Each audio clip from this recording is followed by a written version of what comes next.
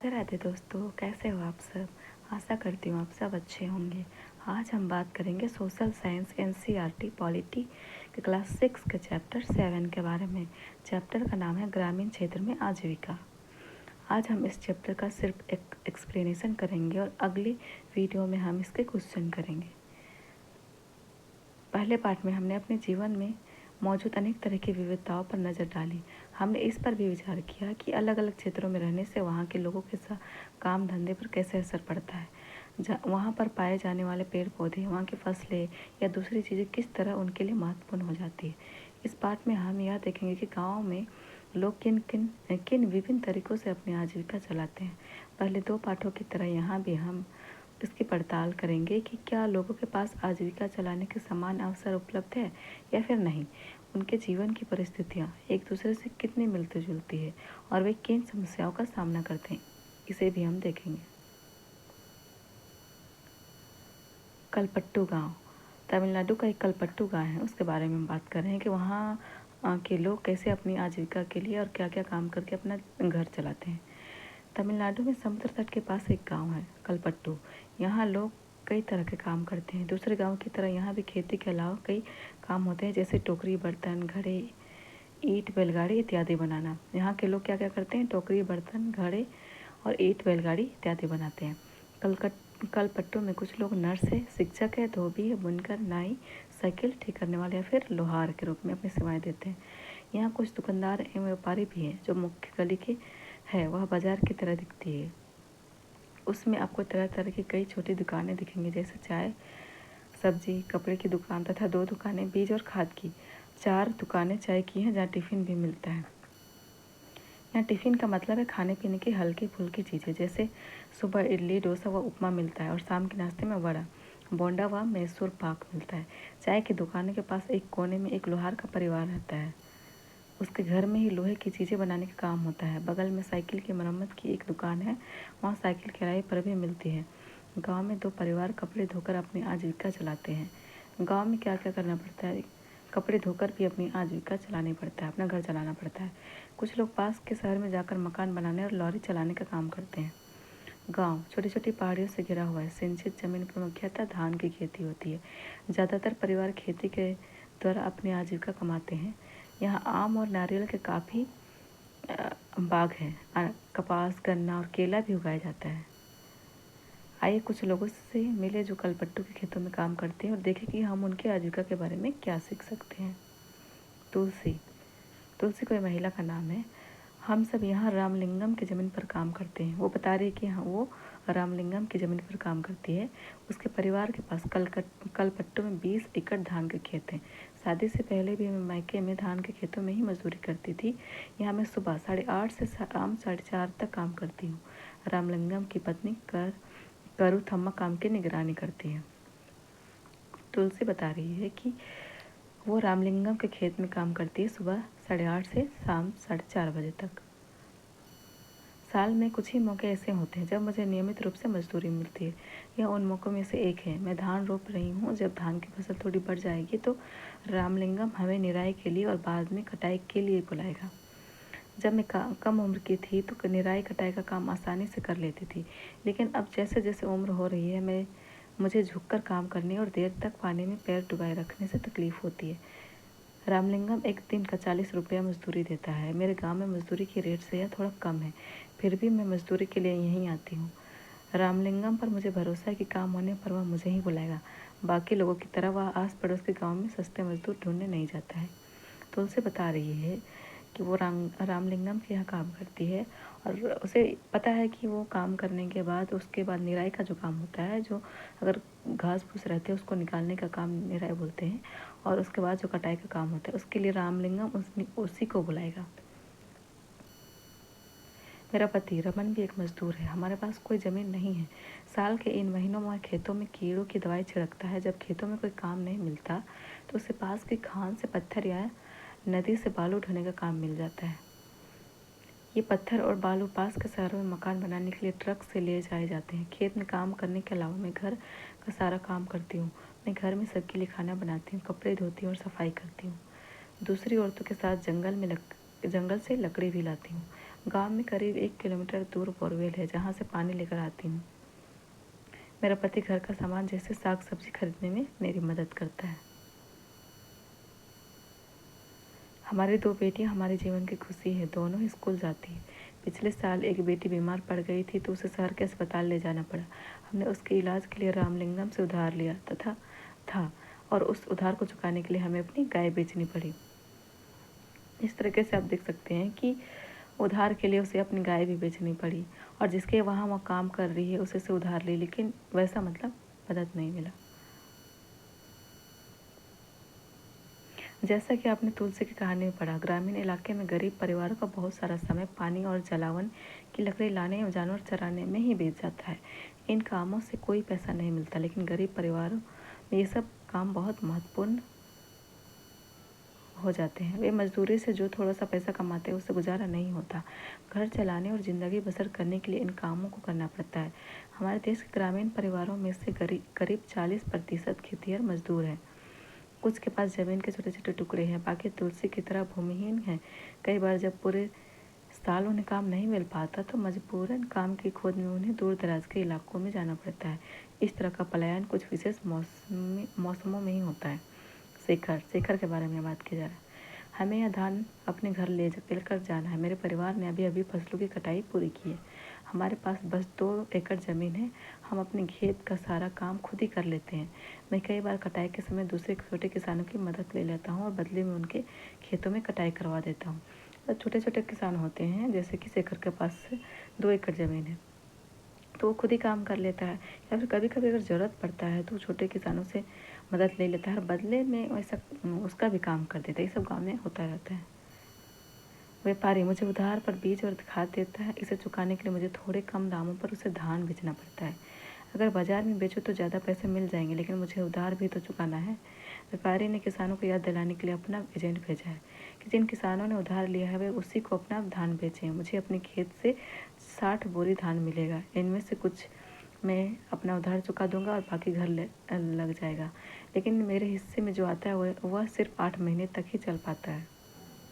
इसलिए मुझे और पैसा कमाने की ज़रूरत पड़ती है। इसके लिए मैं रामलिंगम के चावल की मिल में काम करता हूँ। वहाँ मैं पड़ोसी गांव के किसानों से धान इकट्ठा करने में उसकी मदद करता हूँ। हमारे पास एक संकर गाय भी है। उसका दूध हम यहीं की सहकारी समिति में बेच देते हैं। इससे रोज़ के खर्चों के लिए थोड़ा और पैसा मिल जाता है। कर्ज लेने पर, जैसा कि आपने ऊपर पढ़ा, कई बार शेखर जैसे किसान ज़रूरी चीज़ें खरीदने के लिए पैसा कर्ज लेते हैं। अक्सर ये पैसा बीज, खाद और कीटनाशक खरीदने के लिए साहूकार से कर्ज लिया जाता है। अगर बीज अच्छी किसी किस्म के नहीं होते या फसल को कीड़ा लग जाता है तो पूरी फसल बर्बाद हो जाती है। बारिश पूरी नहीं होने पर भी फसल खराब हो सकती है। ऐसी स्थिति में किसान अपना उधार नहीं चुका पाते हैं। कई बार परिवार चलाने के लिए उन्हें और पैसा कर्ज के तौर पर लेना पड़ता है। जल्द ही कर्ज इतना बढ़ जाता है कि किसान कितना भी कमा ले वह उसे चुका नहीं पाता। इस स्थिति में कहते हैं कि किसान कर्ज तले दब गया। पिछले कुछ सालों में यह किसानों की विपदा का मुख्य कारण बन गया है। कई क्षेत्रों में किसानों ने कर्ज के बोझ से दबकर आत्महत्या तक कर ली है। रामलिंगम और करूथम्मा। जमीन के अलावा रामलिंगम के परिवार के पास एक चावल की मिल है और बीज व कीटनाशक बेचने के लिए एक दुकान है। चावल की मिल में उन्होंने कुछ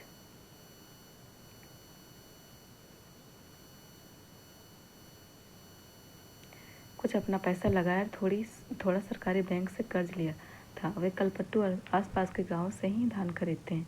मिल का चावल आसपास के शहरों के व्यापारियों को बेचा जाता है। इससे उनकी अच्छी खासी कमाई हो जाती है। भारत के खेतिहर मजदूर और किसान। कलपट्टू गांव में तुलसी की तरह के खेतिहर मजदूर है, शेखर की तरह के छोटे किसान हैं और रामलिंगम जैसे बड़े किसान हैं। यहाँ दिखाया गया है कि कलपट्टू गांव में तुलसी की तरह खेतिहर मजदूर है जिसके पास ज़मीन जायदाद नहीं है और दूसरों के काम में ही मजदूरी करके अपना घर चलाती है। और शेखर जैसे छोटे छोटे किसान हैं जो मतलब मुश्किल से 7-8 महीने खाने के लिए हो जाता है, बाकी टाइम के लिए उन्हें भी दूसरे के घर में काम करना पड़ता है। और रामलिंगम जो है बड़ा किसान है, उसके पास मतलब बहुत है और उसके खेत में काम करने वाले लोग हैं, सब कुछ है उसके पास। भारत में प्रत्येक 5 ग्रामीण परिवारों में से लगभग 2 परिवार खेतिहर मजदूरों के हैं। ऐसे सभी परिवार अपनी कमाई के लिए दूसरे खेतों पर निर्भर रहते हैं। इनमें से कई भूमिहीन हैं और कईयों के पास ज़मीन के छोटे छोटे टुकड़े हैं। शेखर जैसे छोटे किसानों को ले तो उनकी ज़रूरत के हिसाब से वो खेत बहुत ही सस्ते पड़ते हैं। भारत के 80% किसानों की यही हालत है। भारत में केवल 20% किसान रामलिंगम जैसे बड़े किसानों की श्रेणी में आते हैं। ऐसे किसान गांव की अधिकतर जमीन पर खेती करते हैं। उनकी उपज का बहुत बड़ा भाग बाजार में बेचा जाता है। कई बड़े किसानों ने अन्य काम धंधे भी शुरू कर दिए हैं, जैसे दुकान चलाना, सूद पर पैसा देना, छोटी छोटी फैक्ट्रियाँ चलाना इत्यादि। हमने कलपट्टू में होने वाली खेती के बारे में पढ़ा। ग्रामीण क्षेत्र में खेती के साथ साथ लोग जंगल की उपज और पशु आदि पर भी निर्भर रहते हैं। उदाहरण के लिए मध्य भारत के कुछ गांव में खेती और जंगल की उपज दोनों ही आजीविका के महत्वपूर्ण साधन है। महुआ बीनने, तेंदू के पत्ते इकट्ठा करने, शहद निकालने और इन्हें व्यापारी को बेचने जैसे काम अतिरिक्त आय में मदद करते हैं। इसी तरह सहकारी समिति हो या पास के शहर के लोगों को दूध बेचना भी कई लोगों के लिए आजीविका कमाने का मुख्य साधन है। समुद्र तटीय इलाकों में हम देखते हैं कि पूरे के पूरे गांव मछली पकड़ने में लगे हुए हैं। आइए अरुणा और पारी वेलन के जीवन के बारे में पढ़कर मछली पकड़ने वाले एक परिवार के बारे में थोड़ा और जानें। यह परिवार कलपट्टू के पास पुदुपेटू नाम के एक गांव में रहता है। नागालैंड की सीढ़ीनुमा खेती। यह एक गांव है जिसका नाम चिजामी है। नागालैंड की एक गांव का नाम है चिजामी। यह नागालैंड के फेक जिले में है। इस गांव में रहने वाले लोग चखेसंग समुदाय के हैं। वे सीढ़ीनुमा खेती करते हैं। इसका मतलब है पहाड़ी की ढलाव जमीन को छोटे छोटे सपाट टुकड़ों में बांटा जाता है और इस जमीन को सीढ़ियों के रूप में बदल दिया जाता है। प्रत्येक सपाट टुकड़े के किनारों को ऊपर उठा देते हैं जिससे पानी भरा रह पाए। यह चावल की खेती के लिए सबसे अच्छा है। चिजामी के लोगों के पास अपने अपने खेत हैं, लेकिन वे इकट्ठे होकर एक दूसरे के खेतों में भी काम करते हैं। वे 6 से 8 लोगों का एक समूह बनाते हैं और इकट्ठे मिलकर पहाड़ के एक हिस्से पर घास पतवार साफ करते हैं। जब दिन का काम खत्म हो जाता है तो सारा समूह इकट्ठे बैठकर खाना खाता है। ऐसा कई दिनों तक चलता रहता है जब तक काम खत्म नहीं हो जाता है। अरुणा और पारी वेलन पुदुपेट कलपट्टू से ज़्यादा दूर नहीं है। यहाँ लोग मछली पकड़कर अपनी आजीविका चलाते हैं।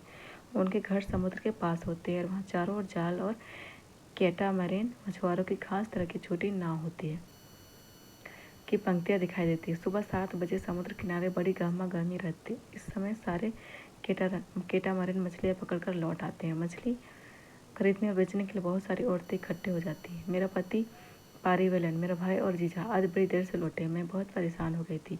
ये हमारे कैटामैरिन में इकट्ठे ही समुद्र में जाते हैं। उन्होंने बताया कि आज वे तूफान में फंस गए थे।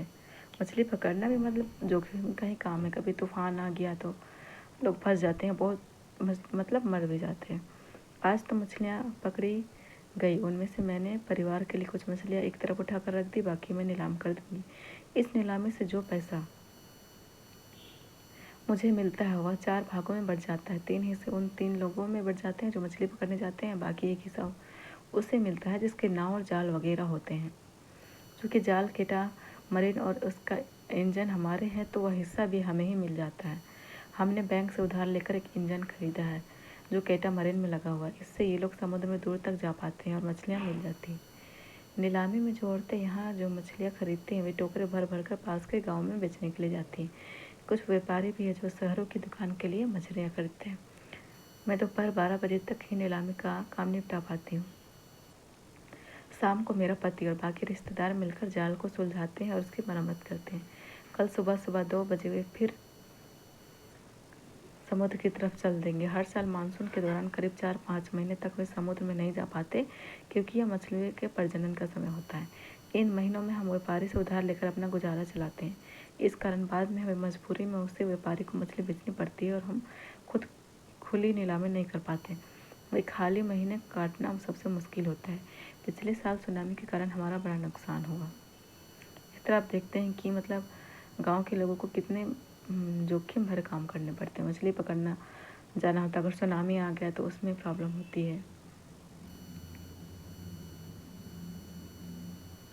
स्थानीय बाजारों में मछलियाँ बेचते हुए मछुआरे ने। ग्रामीण क्षेत्रों में आजीविका के साधन। ग्रामीण क्षेत्रों में लोग अपनी आय विभिन्न तरीकों से कमाते हैं। कुछ खेती बाड़ी का काम करते हैं और कुछ अन्य काम करके अपनी आजीविका चलाते हैं। खेती में कई तरह के काम शामिल है, जैसे खेत का तैयार करना, रोपाई, बुआई, निराई और कटाई। फसल अच्छी हो इसके लिए हम प्रकृति पर निर्भर है। इस तरह जीवन ऋतुओं के इर्द गिर्द ही चलता है। बुआई और कटाई के समय लोग काफ़ी व्यस्त रहते हैं और दूसरे समय काम का बोझ कम रहता है। देश के अलग अलग क्षेत्रों में ग्रामीण लोग अलग अलग तरह की फसलें उगाते हैं, फिर भी हम उनके जीवन की परिस्थितियों में और उनकी समस्याओं में समानताएं पाते हैं। लोग कैसे ज़िंदगी बसर करते हैं और कितना कमा पाते हैं, यह इस बात पर निर्भर करता है कि वे जिस ज़मीन को जोतते हैं वह कैसी है। कई लोग उस ज़मीन पर मजदूरों के रूप में निर्भर रहते हैं। ज़्यादातर किसान अपनी ज़रूरतों को पूरा करने और बाज़ार में बेचने के लिए भी फसलें उगाते हैं। कुछ किसानों को अपनी फसल उन व्यापारियों को बेचनी पड़ती है जिनसे वे पैसा उधार लेते हैं। गुजर बसर करने के लिए कई परिवारों को काम की खातिर उधार लेना पड़ता है या फिर तब लेना पड़ता है जब उनके पास कोई काम नहीं रहता। ग्रामीण क्षेत्रों में कुछ परिवार ऐसे हैं जो बड़ी बड़ी ज़मीनों, व्यापार और अन्य काम धंधों पर फल फूल रहे हैं। फिर भी ज़्यादातर छोटे किसान खेती और मजदूरों, मछली पकड़ने वाले परिवारों और गांव में हस्तशिल्प काम करने वाले लोगों को पूरे साल रोजगार नहीं मिल पाता है। इसी के साथ यह चैप्टर समाप्त होता है। और आप इसमें देख सकते हैं कि कैसे गांव के लोग क्या क्या काम करते हैं अपनी आजीविका चलाने के लिए। कोई मतलब मछली पकड़ने जाता है अपना जान जोखिम में डाल के, इतना बारिश होते रहता है, तूफान आता है, फिर भी वो चले जाते हैं। और जो छोटे किसान होते हैं, जैसे कि शेखर के बारे में बताया गया है कि 1-2 एकड़ ज़मीन होती है, वो कुछ ही महीने मतलब आपने जो चावल रहता है वो चलता है, बाकी के टाइम उन्हें भी मजदूरी ही करनी पड़ती है। और तुलसी के जैसे मजदूर जो होते हैं उनके पास ज़मीन ही नहीं होती है और वो दूसरे के खेतों में काम करते हैं। और बाकी होते हैं कि कोई हस्तशिल्प, सिलाई कढ़ाई का भी काम करते हैं, तो उसमें भी पूरे साल रोज़गार उसमें भी नहीं मिलता है। तो इस तरह आप देखते हैं कि कैसे गांव के लोगों का जीवन रहता है और किस तरह अपनी वहाँ घर चलाने के लिए कैसे कैसे काम करते हैं। इसी के साथ ये चैप्टर समाप्त होती है और अगले वीडियो में हम इसके अभ्यास करेंगे और इसके क्वेश्चन करेंगे, जो जो क्वेश्चन बनेंगे।